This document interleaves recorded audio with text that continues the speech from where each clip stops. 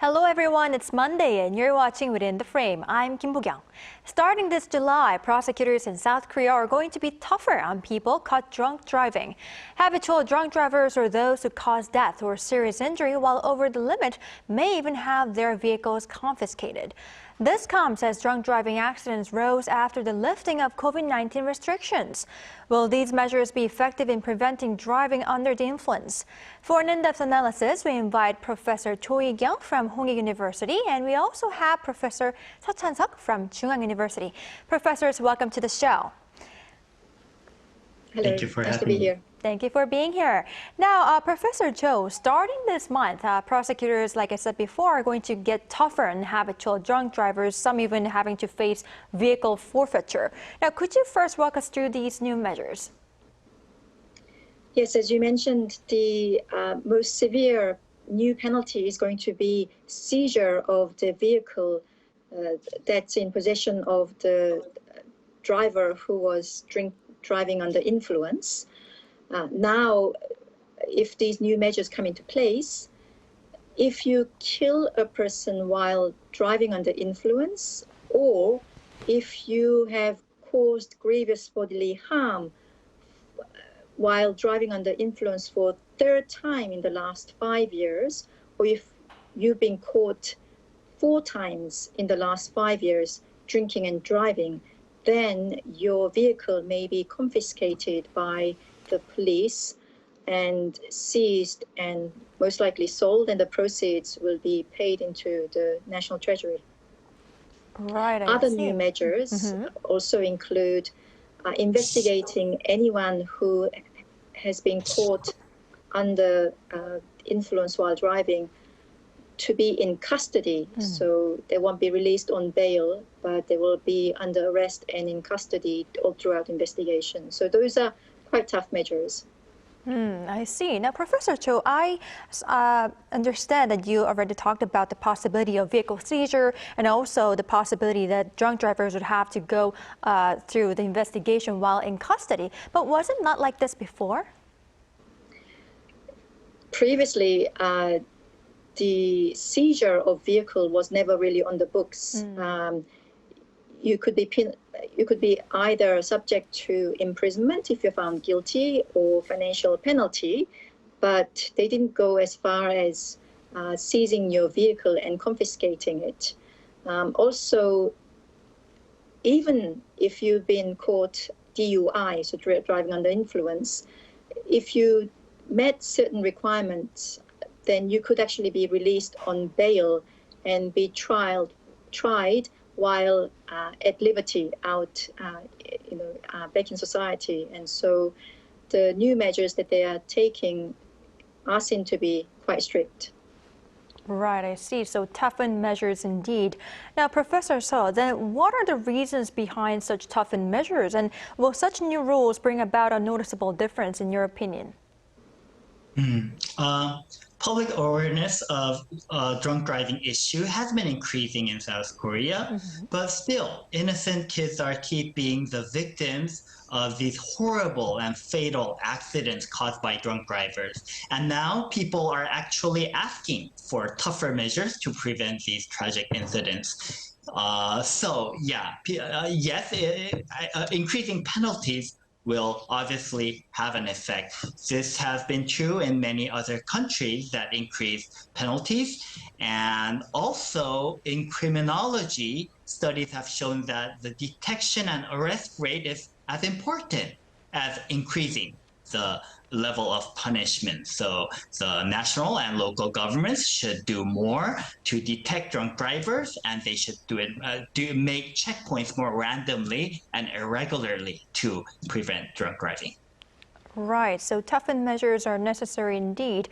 Now, Professor Cho, up until now, we have been talking about these new measures by prosecutors, but also let's tap on laws that were already in place related to reinforcing the punishment for drunk driving. What were they? Well, most famously, I think best known to the public are what's known as 민식이 law and Yoon Chang-ho law. So these were two amendments to existing legislation which are named after tragic victims of drunk driving accidents. So the Yoon Chang-ho law essentially increased the criminal penalty for drink driving offenses. So if you cause someone's death, previously the imprisonment term was from a minimum of 1 year to up to maximum of 15 years, or financial fine of 5 million won, which is incredibly low. But that was increased to a minimum of 3 years up to life imprisonment if you cause someone's death while drink driving, or at least 1 year or more if you cause serious injury of somebody. And 민식이법 was introducing tougher penalties if you are caught drink driving in school zone. So even if you don't actually harm anybody within that zone, then, but you're still caught DUI, then you would be liable to much stricter penalty because you are driving in the school zone. Just to assist your viewers' understanding, I should mention that previously, whether you were taken into custody or not, if you're caught driving under influence, depended on 4 elements, including things like your blood alcohol level and the distance that you actually drove while drunk, and whether you had a previous record of drinking and driving, and if you've actually caused injury to somebody. But now, if the new measures go ahead, then regardless of those elements, if you are caught drinking and driving, you will be taken into custody. Right, I see. So Minsick law and Yoon Chang-ho law were the laws that were already in place. However, Professor Suh, the fact that prosecutors are introducing a new set of measures, I think this proves that they were not that much effective. Why was this the case? Despite the laws, people still believe that they will not be detected, actually. They may have previous experiences of driving under the influence and not being caught, or previously they might have only received minor punishment for drunk driving before. So for them, repeating this behavior has actually been natural and even a rational decision to some extent. Over time, drunk driving has become a natural habit for them, and they do not even think about the social consequence of doing this, engaging in drunk driving. Right, I see. Now, Professor, so one more question to you. What is the social cost associated with such drunk driving accidents? Social costs are actually huge for any traffic accidents in general. While in Joseon Dynasty, we have to be aware of tigers, now we have to watch out for cars in contemporary society. In South Korea, about 3,000 people die from car accident per year on average, and about 300 die from drunk driving. 300 seems to be a simple number, but each one of them are so innocent. They may be very young or old, but their deaths are so sudden and unexpected. And the victims also include the family members and friends of those victims who lost their loved ones. So thinking about the potential contribution that these victims may have made for our society, social costs are really huge. Right, social cost is indeed very huge. Now, Professor Cho, then let's talk about the preventive measures South Korea would need to implement in order to prevent further drunk driving accidents. Now, as far as I know, some lawmakers are moving to make public the identities of drunk drivers who have caused the death of another person. Is this proposed law necessary? Naming and shaming can actually be quite effective in preventing certain type of behavior, particularly if that behavior is associated with being embarrassed or losing your face, as it were, because ours is a society that really values social reputation. But as Professor Suh mentioned, drinking is not seen as a bad thing, and drink driving, I think, is yet to be the type of behavior that is categorized as kind of a pariah behavior in our society. So I think there's it's more condoned than condemned still in our society. And so unless that changes, there might be more backlash or greater resistance to this kind of naming and shaming. And also, when do we name and shame people? So currently, the only type of offenders, criminal offenders whose identities are disclosed, are convicted sex offenders. And so we'd actually have to wait until these drivers who drove under influence have gone through trial and are convicted. But that's actually going to take some time. And if they appeal right up to the Supreme Court, it could actually take years. And then to disclose their identity may lose impact of what that kind of measure is designed to do. Other proposed measures have been things like, alcohol detection and vehicle locking device that repeat offenders of DUI would have to install in their vehicles, so that if they drink and alcohol is detected in them, the vehicle would actually lock itself, things like that. But I think more important is our change in our perception and behavior of how we see and treat drink driving. Right. It is interesting to hear how South Korea considers this drunk driving merely as a mistake than other countries. So, Professor Suh, I'd like to delve a little deeper into this issue. Why are we considering this drunk driving as, merely a mistake, and what kind of public awareness do you believe we should have? I think the atmosphere is actually changing, but a dramatic change is yet to come. The court is still reluctant to punish these violators, and people still think that they are strong enough to be able to drive under the influence. But yes, the public opinion is changing. I can hear people asking for tougher measures. So we should be aware that driving under the influence is a crime. It is a serious one. It's not a mistake. And we should not be criminals or even allow our friends or our family members to become criminals. Right, we do need to know that drunk driving is a crime. Now, Professor Cho, sometimes other countries' examples could be great references for us to follow. So how are other countries punishing drunk drivers, and how do they consider drunk driving related accidents? Criminal penalties generally are much tougher in other countries. Just as an example, in America, the average sentence for drink driving offense, even if it doesn't result in death, is 15 years. Whereas for us, previously, before Yoon Chang-ho law was passed, the average sentence for drink driving resulting in death was 1.5 years, sometimes even shorter if the offender came to a settlement with the victim's family.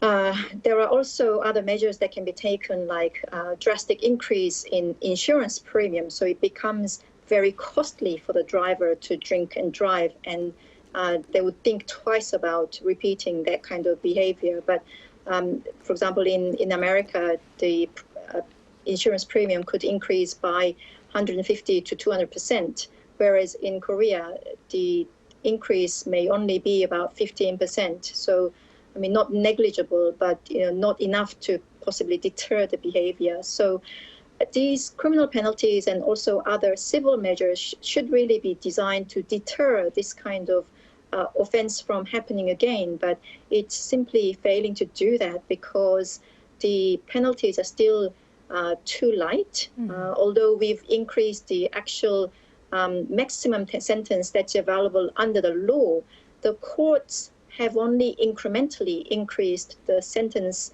guideline that they implement in practice. And so even now, if you kill a person while because of drinking under influence, the average sentence that's handed down is around 3 to 4 years, which in my eyes is simply not long enough.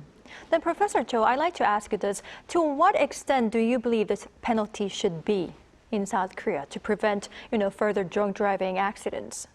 How long should it be?